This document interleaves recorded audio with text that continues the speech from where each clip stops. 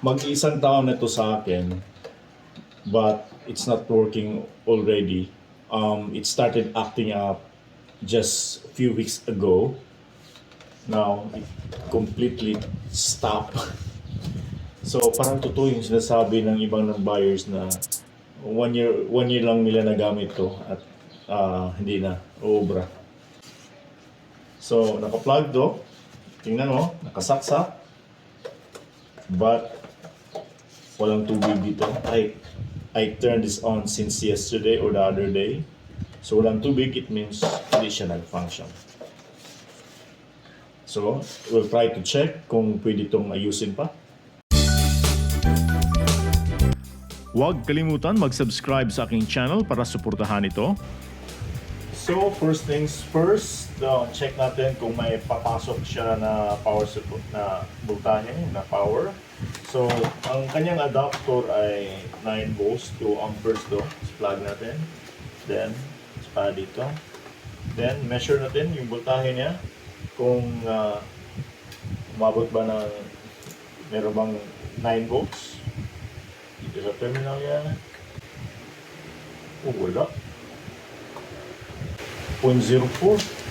Tanggalin natin. Measure natin.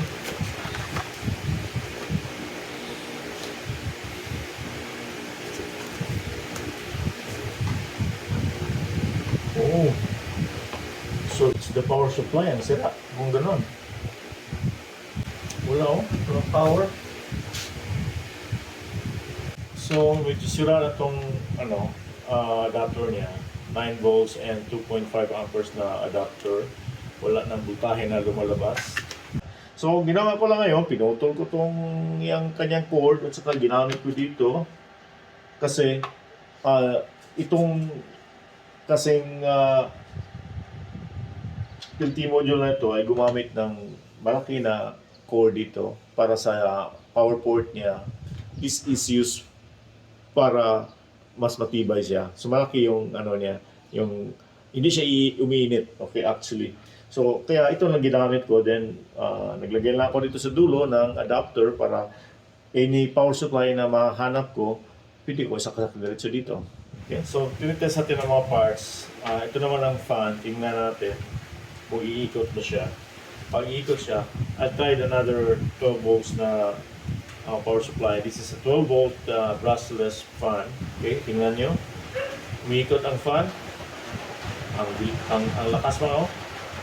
So, I tried to supply directly the Peltier module here. Titingnan ko kung lalamig ba ito ang cool side niya or iinit ba yung hot side niya. Kanina pa itong supply.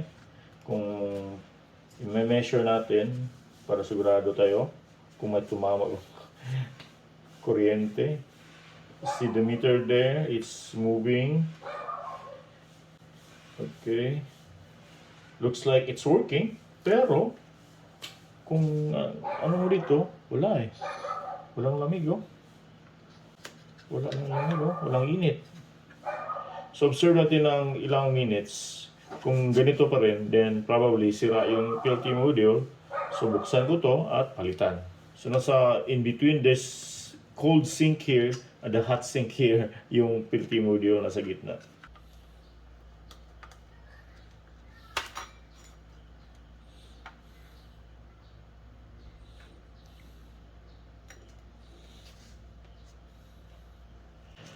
So ito yung tsura niya. Ito yung paste, yung puti. Okay. So this is the Peltier module. So, try natin. Supplyan natin ng kuryente ulit.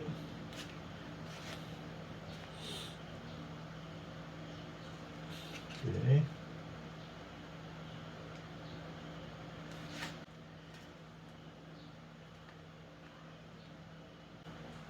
Okay, meron. Then, test natin sa ang kanyang temperature. Tingnan nyo, check nyo. Obserbahan nyo yung metro niya, thermometer I mean. So it's going down, 29.8, 29.5. So lumalamig na siya. Okay.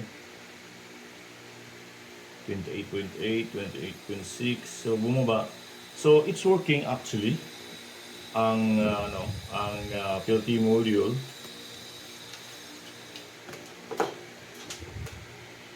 The problem lies here in the circuit board mismo. So dito natin ilagay ang power supply niya mismo sa main port niya, main power port. Okay. Then lagay natin to para sa magpang tingnan nyo ha. Okay. Hindi naka-connect ang Peltier module. Dito ay yung ganyan na Peltier module. But the fan is connected to the board. Then the power supply is here. So, pag i-turn on natin yan, okay, nagbe-blink siya because hindi natin nalagay itong water tank niya. Pag ilagay natin ng water tank, mag-o-on yan. And, nagto-turn on na ang kanyang fan, exhaust fan. Now, I'll try to connect the Peltier module dito sa terminal niya. So, tingnan nyo kung ano mangyari.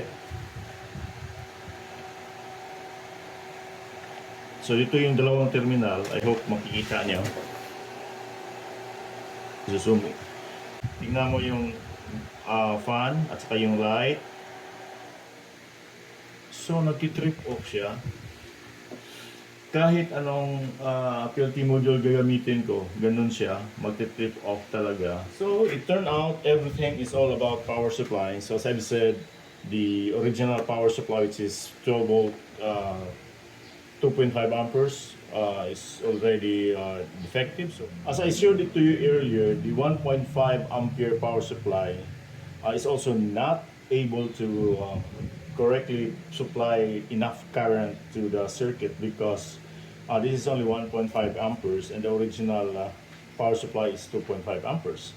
So I need at least 2 amperes or 2.5 amperes for this. So when I showed it to you earlier that when I connect the Peltier module to the circuit board, to the control board here, what happened was the circuit will turn off. So it cuts off because the current is not enough. Now I got a 6 ampere power supply. So I tried it and it works. Look at this. So I plug this one. This is now the 6 ampere power supply. Then look at this. Okay, so the fan turns on, then the Peltier module here cools. Kayang-kaya niya ang buong unit ng dehumidifier. Kaso lang, the original Peltier module na ginamit dito sa mini dehumidifier ay yung last digits niya, kung makikita niyo dito, yung number niya, 12704. 04 means it's only 4 amperes. Ibig sabihin niyan, this Peltier module can only accommodate power supply of up to 4 amperes. Kaya nga, yung original power supply is 2.5 lang para hindi siya mas lalong iinit tong power supply. Kayang-kaya niya. Hence, ginamit nila is 2.5 amperes na power supply. So, 0.04. So, para hindi masisira, kung ito yung gagamitin ko pa rin na original Peltier module niya, then 6 amperes yung power supply ko, so hindi kakayanin ng Peltier module. So, ginawa ko na lang, pinalitan ko ng aking standby na Peltier module. I have a Peltier module na dalawa, which is 0.6. It means 6 amperes na siya. So, yung isa nito, yun ang nilagay ko na dito. At kayang-kaya na niya. So, ito na siya ngayon. Nagpa-function na. Kita nyo, nag-turn on na yung indicator light niya na blue. Then, dito naman sa kanyang cool side, makikita mo dito na may condensation na. Tingnan nyo yung tubig. Tumutulo na siya doon sa container niya, sa tank. Ito na yung tubig. Wala pang masyadong laman. Okay, but it already started getting water or moisture from the air.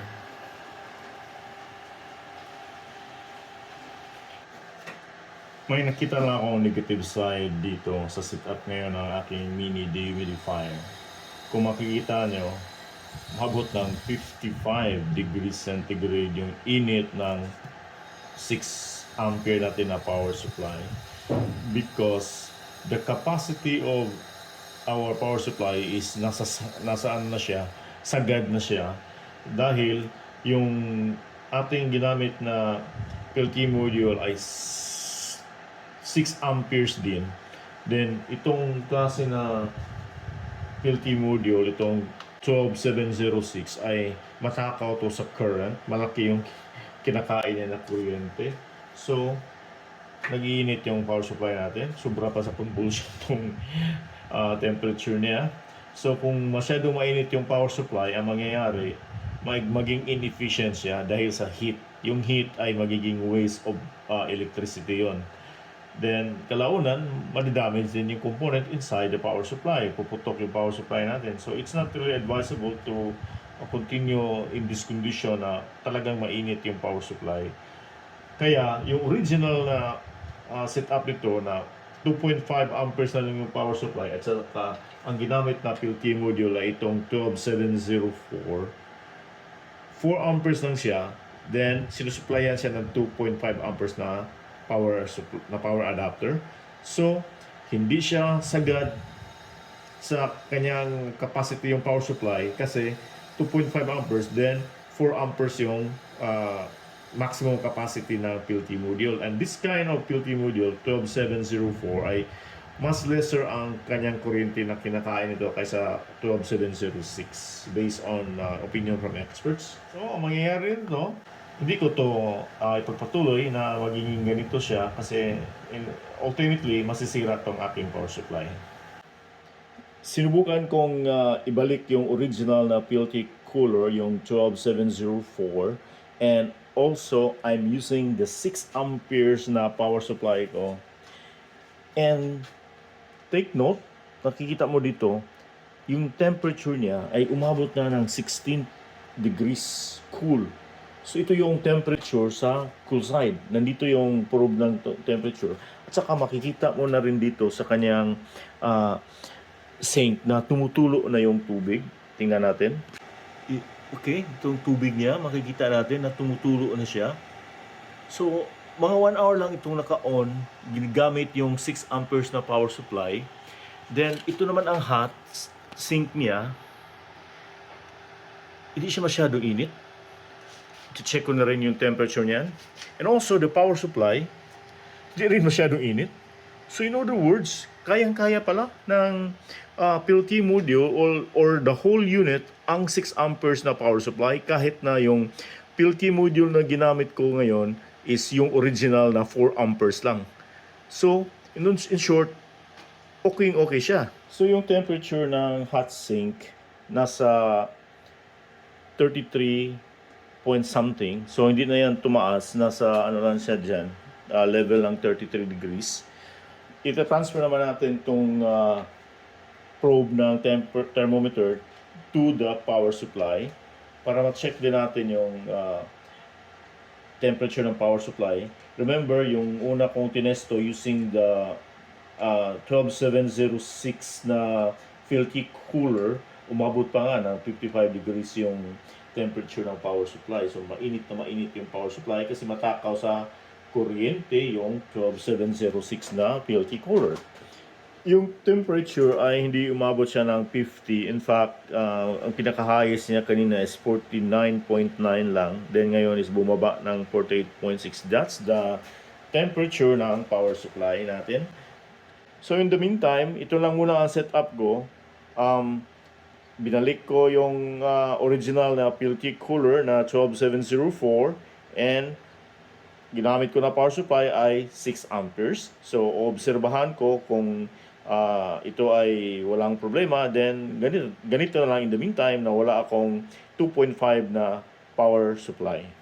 or 2.5 amperes na power supply. And also, the benefit of using the 12704 na Peltier cooler, mas mababa yung power consumption niya.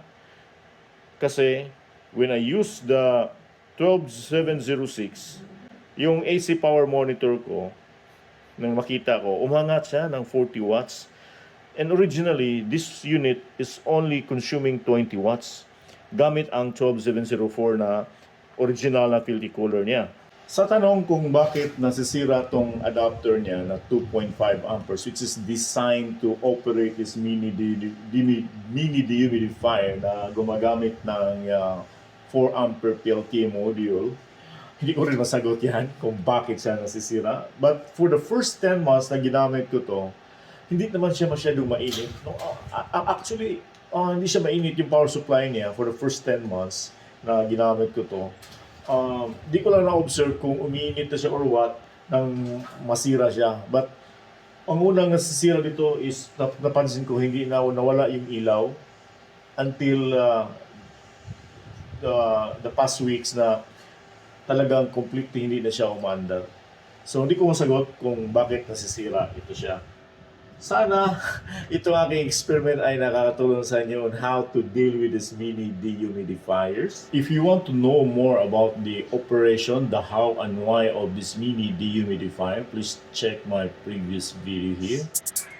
If you have your own thoughts, please comment below and please subscribe to this channel. Daghang salamat, ako si Jun Tariman. High-tech, tabay!